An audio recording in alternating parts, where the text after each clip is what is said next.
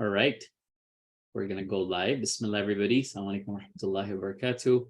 Welcoming everyone to the live stream with Dr. Abdallah Rothman. This is Wadud Hassan, and we're about to go live on Facebook, and then we'll get started. Alhamdulillah, those of you that are here on Zoom, welcome. Alhamdulillah, good to see our friends and family, and mashallah, a lot of our leaders from around the world joining here. Mashallah, I see people from London, people from all over the States, people from Europe, mashallah, different countries of Europe, mashallah, may Allah bless you all.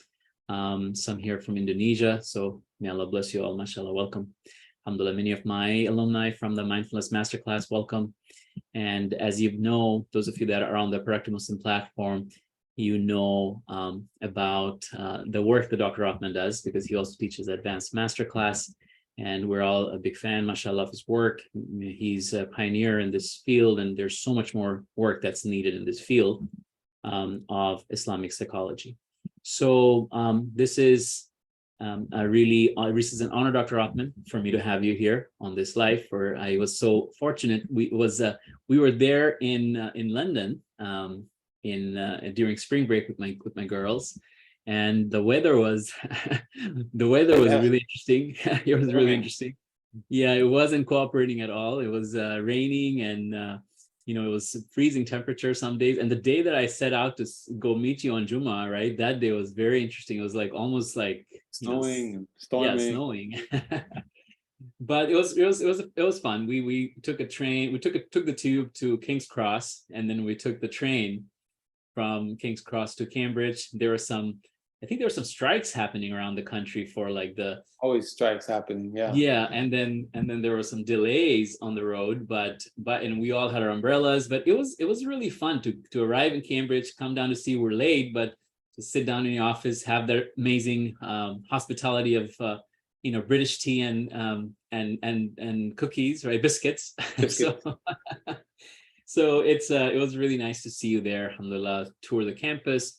May Allah bless you in your work. And now I'm hearing about all the beautiful things you are continuing to do in terms of the Islamic psychology program. So would you tell us a little bit about yourself and tell us about the program you're in, just for a minute or two, and then we'll get into asking you a few key questions here.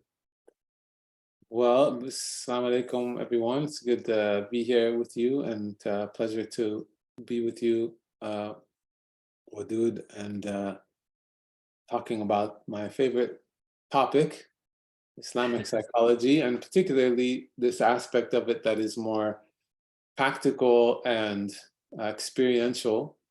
And so I think for me, just in terms of, I won't talk too much about myself, but more my work is really focused on, I talk a lot about and write a lot about and teach a lot about Islamic psychology, what we're calling Islamic psychology. But really what that focus is for me, and why I think it's so important, is that we are reorienting ourselves to understand the Islamic tradition as a way of understanding ourselves as human beings, and that it gives us guidance in life to help us understand not only why we're here from this theoretical standpoint, but actually a pathway of development for improving ourselves, maximizing our potential, but ultimately coming into realization of why we're here. And that is not a theoretical, analytical project. It's really a practical, experiential one. So for me, the thing that I get most excited about, even though I'm in the world of academia and we talk about all these theoretical things, and oftentimes I'm talking about, my work is in some ways working with practitioners, training people who can practice psychotherapy from an Islamic paradigm. But I think where I'm the most excited about, and where I think people get the most interested in, is people are attracted to this idea and this field and this notion and this emerging trend of Islamic psychology because it seems so resonant and relevant to people's lives, and what people, I think, find is missing in their upbringing and their introduction to and sort of religious approach to Islam. And yet everybody in their hearts, and literally, I mean, because it resides in our hearts, has an innate, intuitive understanding that there is something more and something beyond, and that Islam offers this.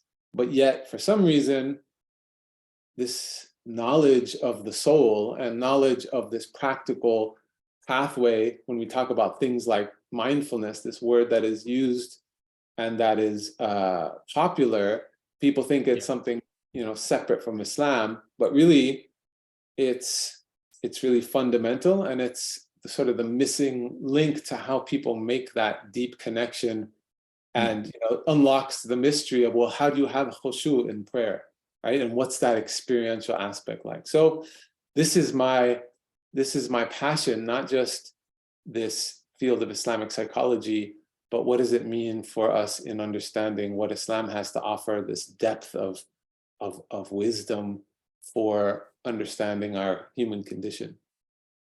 Yeah, that's beautiful, Jazakallah khair. And one of the things that people asked me when I became certified as a mindfulness emotional intelligence teacher, and then later thought that this is something I'm doing coaching and training, but a lot of Muslim clients want to have this faith connection. And I started getting into Ghazali's work like almost 3-4 years ago, and started kind of unveiling some of that into a coaching framework.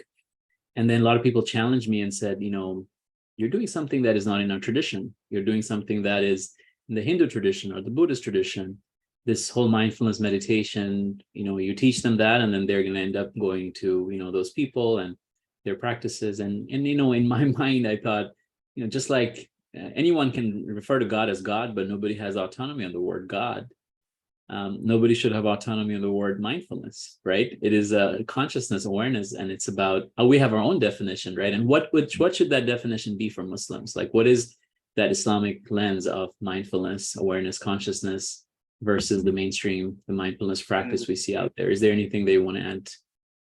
Yeah, I mean, I think, some of this is we always get stuck on terminology, and terminology carries with it connotations and cultural paradigms and assumptions of ontology, like how we understand being, and then epistemology, how we understand sources of knowledge.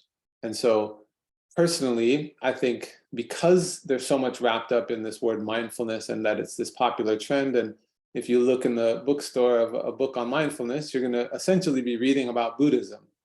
Right. And so I think when we're looking from an Islamic perspective, first of all, we could take this word mindfulness at face value and think, well, this is like, being mindful is being conscious, being aware, having taqwa even, right? So having God consciousness. It can be this notion of tafakkur, so fikr being this thinking, but it's really about contemplation and using your thinking, so the rational capacity that we attribute to our mind in being self-aware of itself, right? But then if we take it even deeper, this word, I think, is limiting because of the way that contemporary people we think, and I'm saying think, is we're so bound to the thoughts as being the center of ourself. And in an Islamic orientation to understanding the self, it's very much centered in the heart. And so I always like to sort of challenge the even usage of the word mindfulness, and maybe it's better to say heartfulness, because we want to be shifting from this notion that the mind, first of all, that the mind is located in the head, or that is only connected with the brain, because the notion of mind or of awareness or perception or cognition is actually something that can be, in an Islamic perspective, attributed to the whole body. So when we talk about aql, there's an aspect of it that is related to thinking and cognition and rational thought. And that's one dimension of it. And then there's other dimension of it that, Allah in the Quran talks about the heart having the ability to perceive. And that when the heart is perceiving is when we can actually perceive things as they are. Whereas when we use only our intellect, we can go as far as our understanding, essentially, but then why it's important to connect to the heart, and why I think being centered in this heart consciousness and recognizing an awareness and a perception of the heart is that it enables us to transcend the self. And so I think that's where you're going to get a very distinct difference between the definition of mindfulness in popular psychology and maybe even Buddhism, or I would say the version of the sort of popular version of Buddhism that is talked about in mindfulness, is that it can be about the self being present to itself. And so in certain understandings of Buddhism, and people would say that there is no self, or that there is no essential self. And so what it is, it's like sort of the mindfulness is folding in on itself. It's sort of being mindful of mindfulness, or being aware of awareness, or being present to nothingness, or present to presence. Whereas like metacognition, meta-awareness.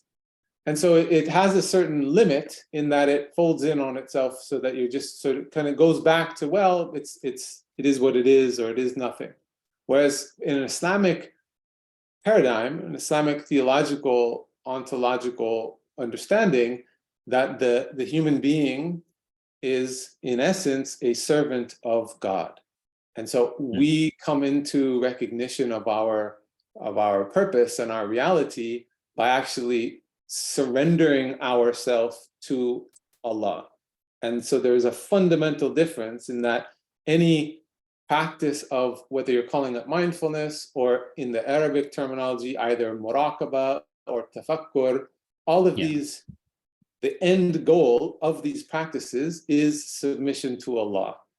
And that is fundamentally different than a mindfulness that is just in presence to presence, or presence to the self, or just, and so it's going beyond. And what our goal is to give over our essential self. And we recognize that we actually do have a self, we have a nafs, and that our goal is to submit our will to the will of Allah.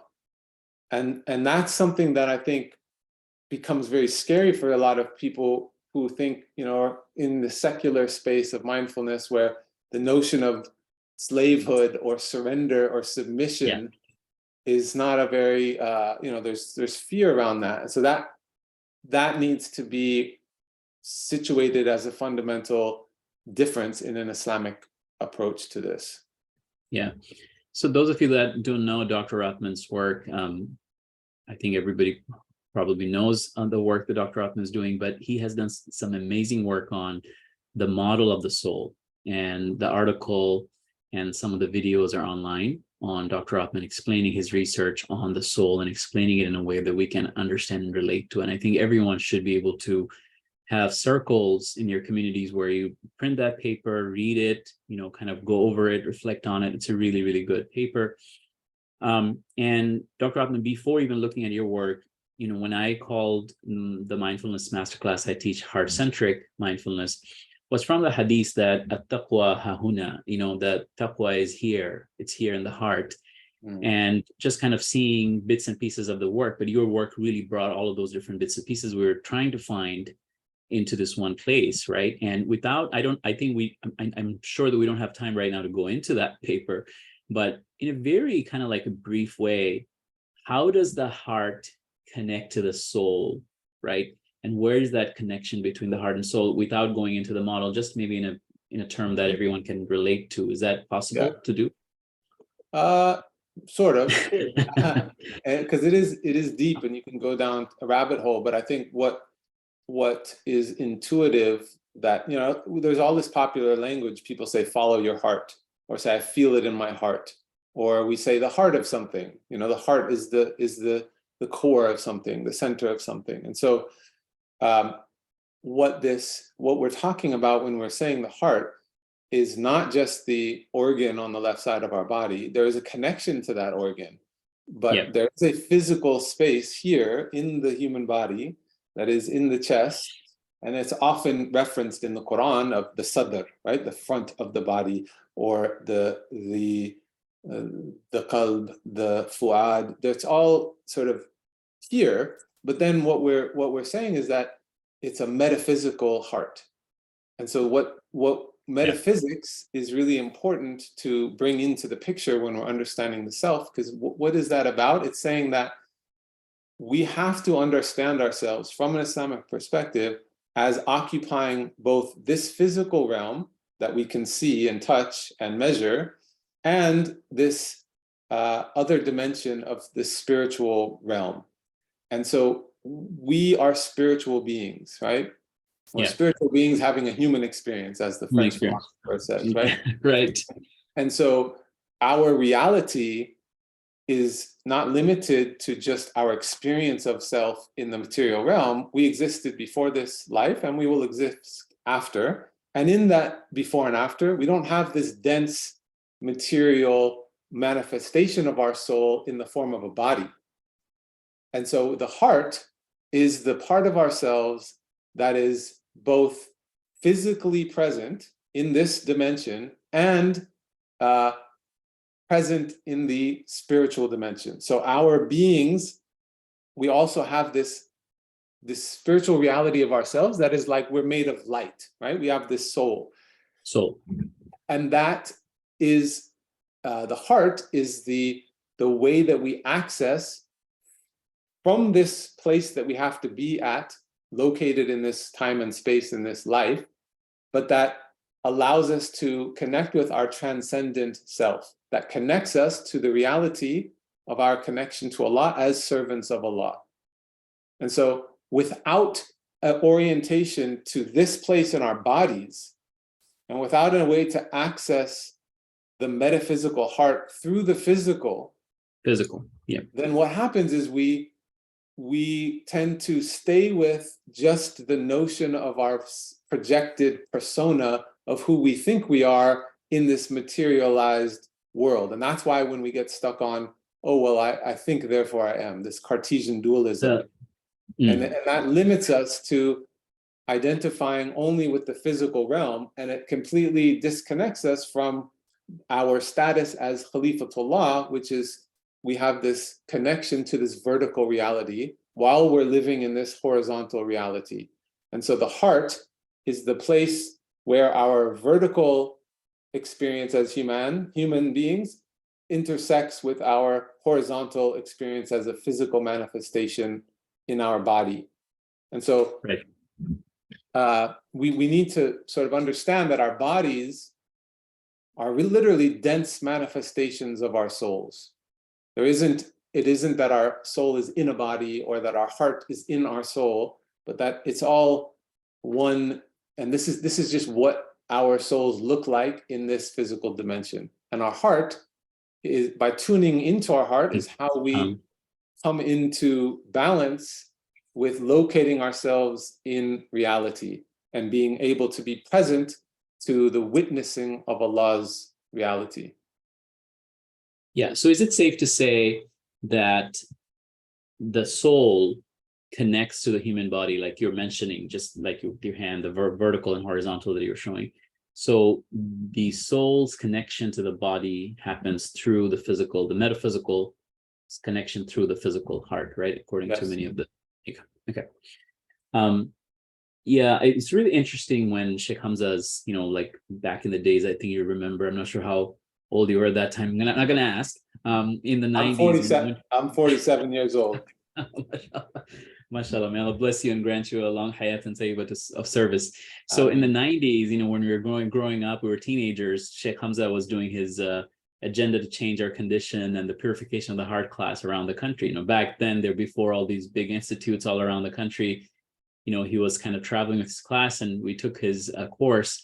And I remember Purification of the Heart was one of the first books, which he talked about the neurons in the brain. In the introduction, he talks about the neurons in the brain, and then he says, people have also found neurons in the heart, and there is difference, in terms of among the psychologists and researchers, like which organ leads the human being? Is it the brain or is it the heart, right? Yeah.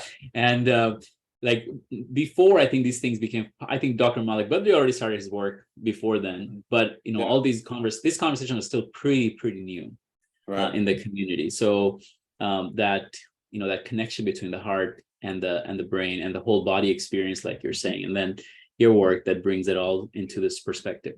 So there are a couple of questions here.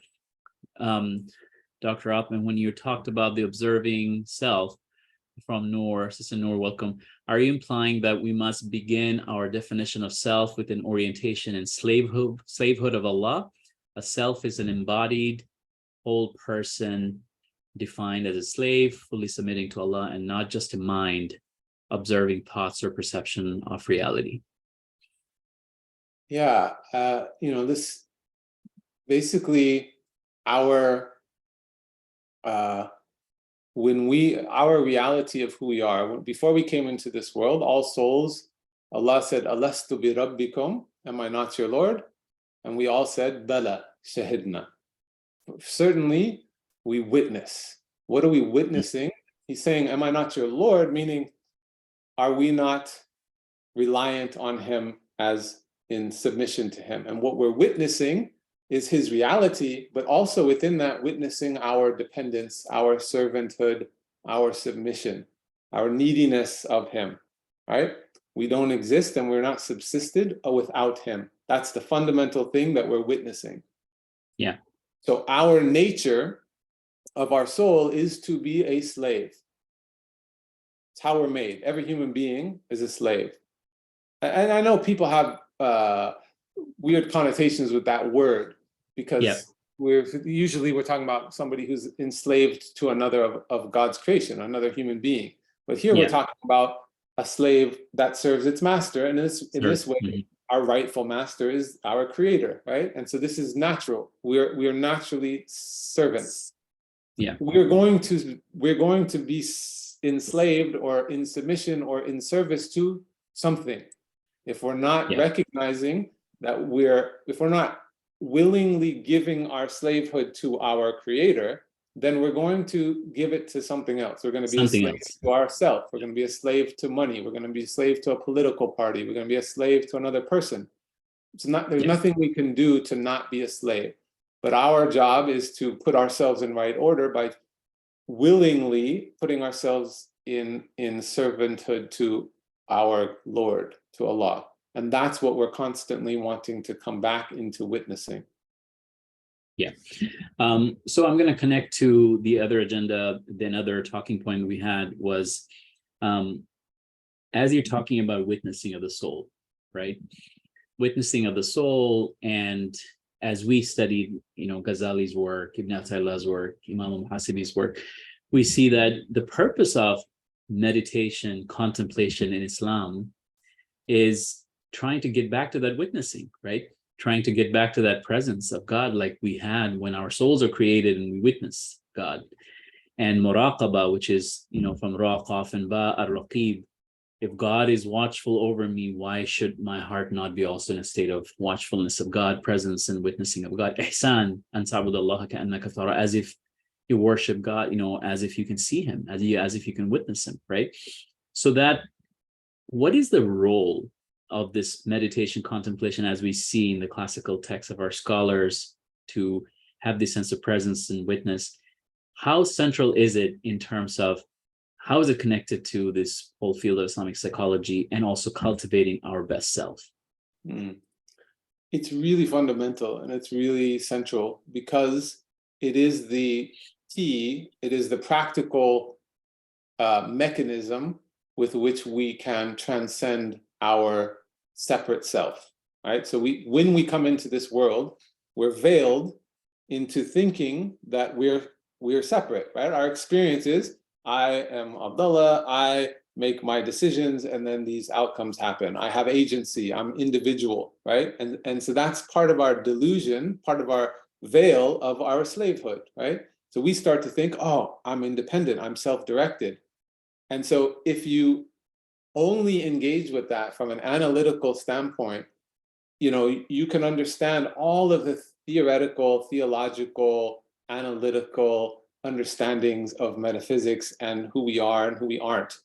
And I've met people who are brilliant and know all of the answers, and yet their experience is not one who's in submission, one who is in a state of Islam. So you can know a lot about Islam, but really our goal is to be a Muslim.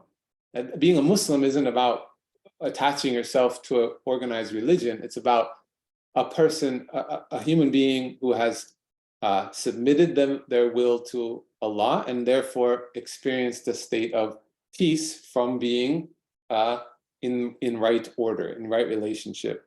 And so the practices of muraqaba or tafakkur or these contemplative practices are how we actualize our Islam. Right? So prayer, salah, is also that. Salah is also how we actualize, because we're getting our body involved. Remember, we're saying how the body is a manifestation of the soul. We bow, we bend. It's putting us literally, we talked about vertical, horizontal. We're vertical, then we bow, then we bend, right? So we're aligning ourselves with our reality.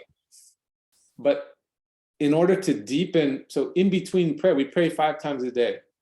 We were supposed to pray 50 times a day, right? It was a mercy that we got it down to 5. In between all those other 5 prayers, we are bound to forget, to go into ghafla, to identify with the separateness and be self-directed.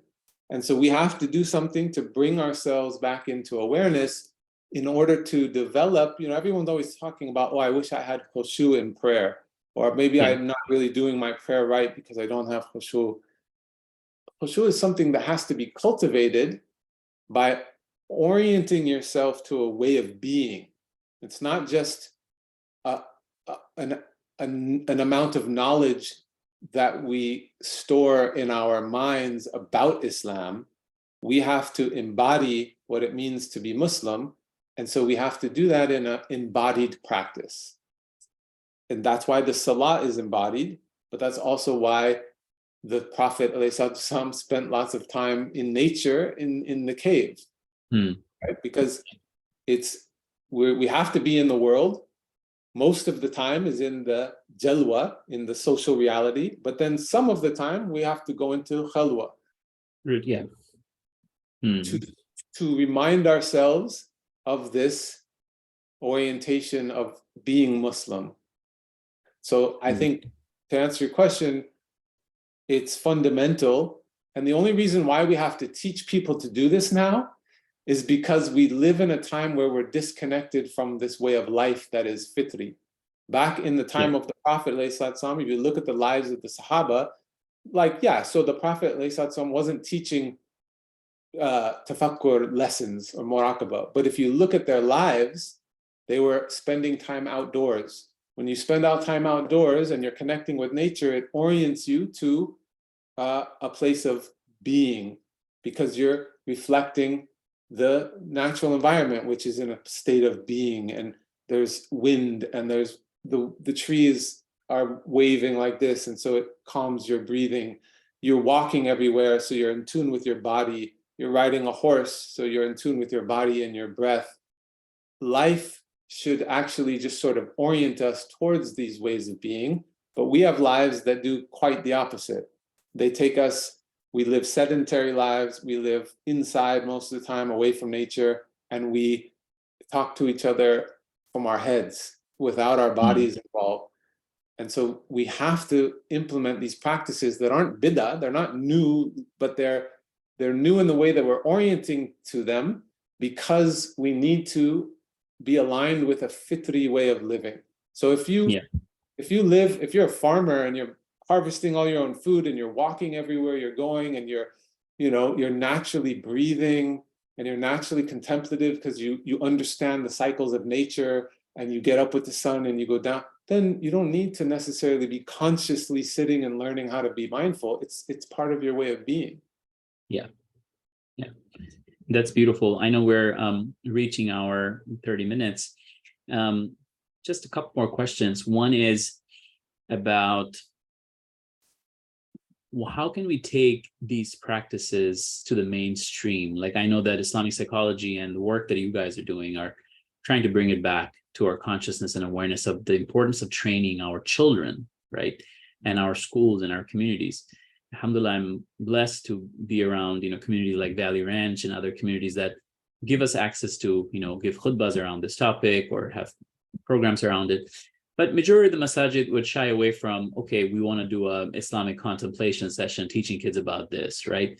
Or our many schools would be also thinking about like, where is this coming from? Even though now we have a whole body of research that is showing them the importance of this and linking it to children's mental health, awareness, and the experiential Islam, right? So what is your kind of call to action for our communities and our organizations and schools? You mean specifically with children, with young? Specifically with children, but also, a lot of adults are looking for this, right? And when I talk about Islamic psychology and mindfulness, they're asking, how can I use this to like take care of all these emotional issues I have, the emotional distress, or how can I really connect to Salah, like you're mentioning?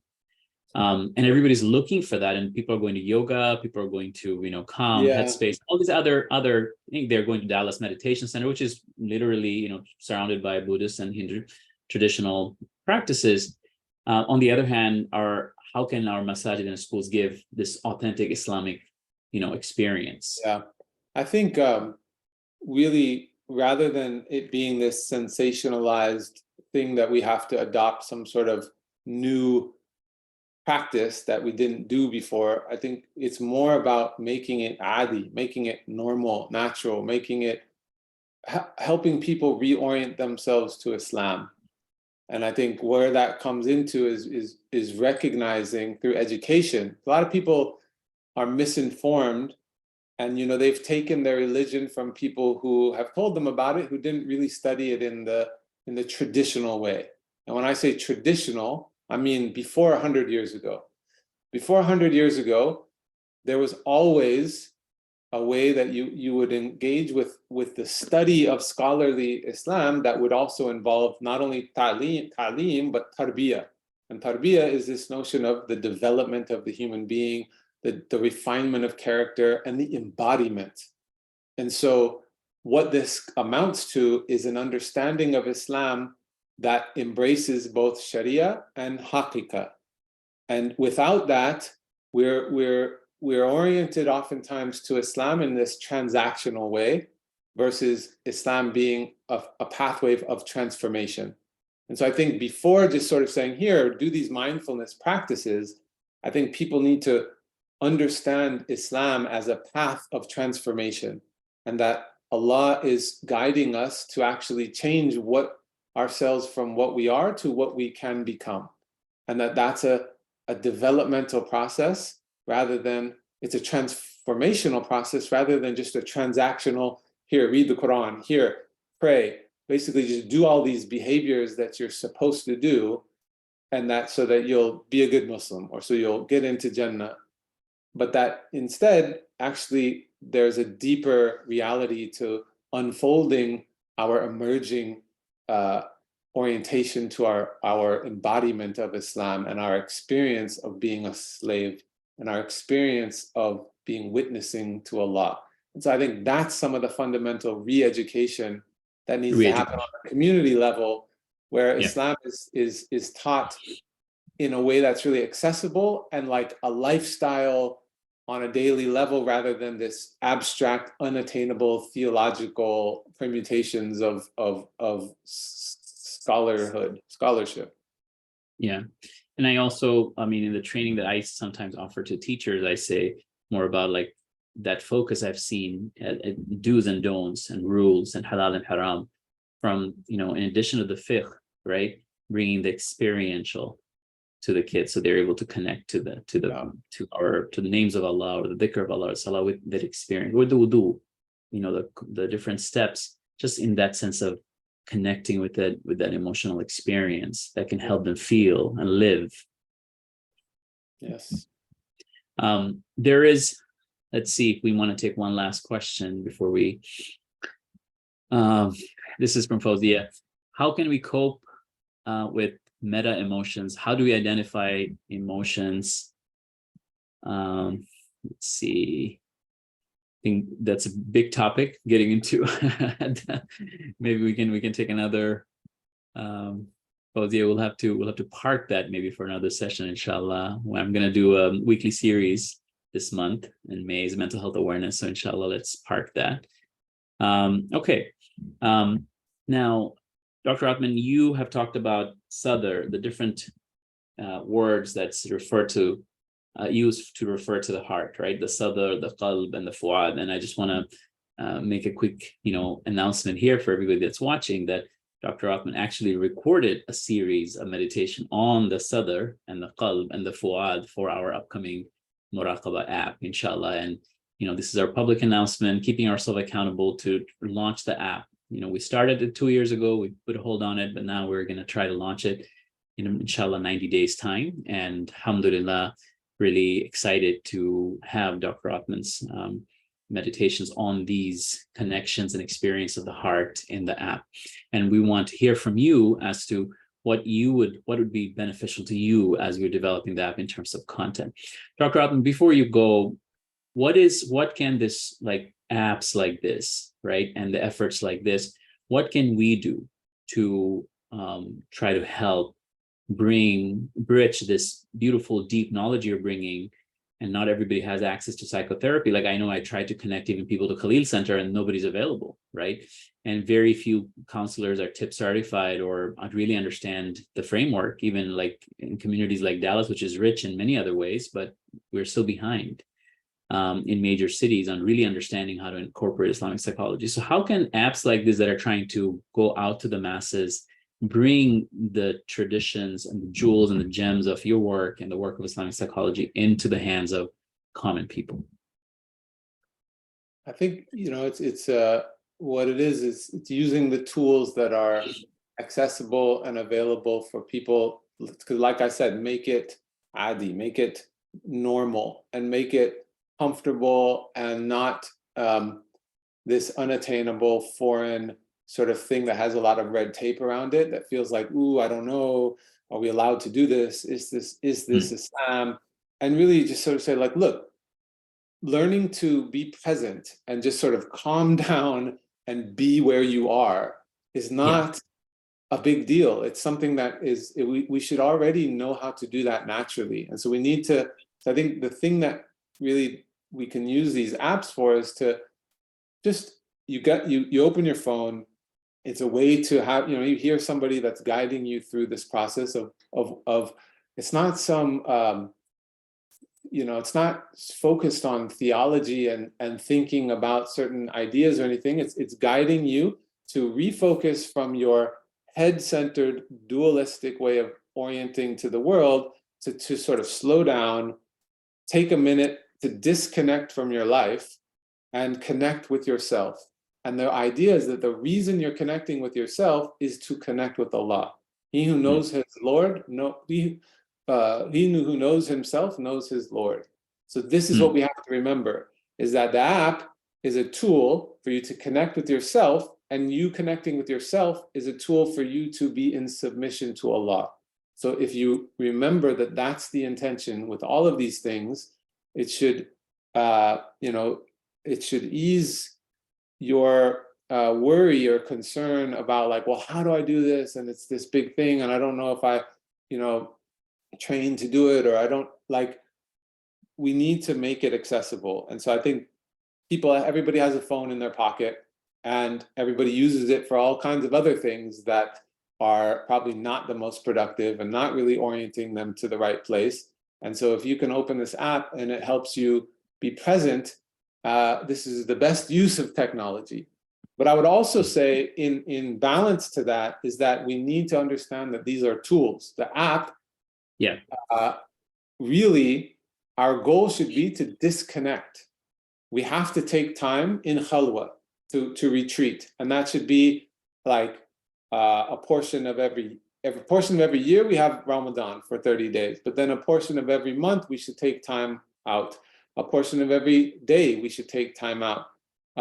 So we can use these apps to orient ourselves to this different way of being, but then ultimately we need to disconnect from the app. We need to disconnect from the phone and really experience life and be in nature, like, so I would hope that what this is accessible. I take my phone, I take out the app, I listen to but I go into nature and I'm listening to my thing. Or maybe you do it on the subway sometimes, but then when you can on the weekends, take it out, go into nature, listen to it a little bit, and then you know what, like put it aside, hide the phone, maybe take it away, and then just experience being in the natural world, because that's how we've always been. The Quran tells us to do these practices of tafakkur by reflecting on the natural world, because we find our nature in nature. And so I think that's what I'm hoping,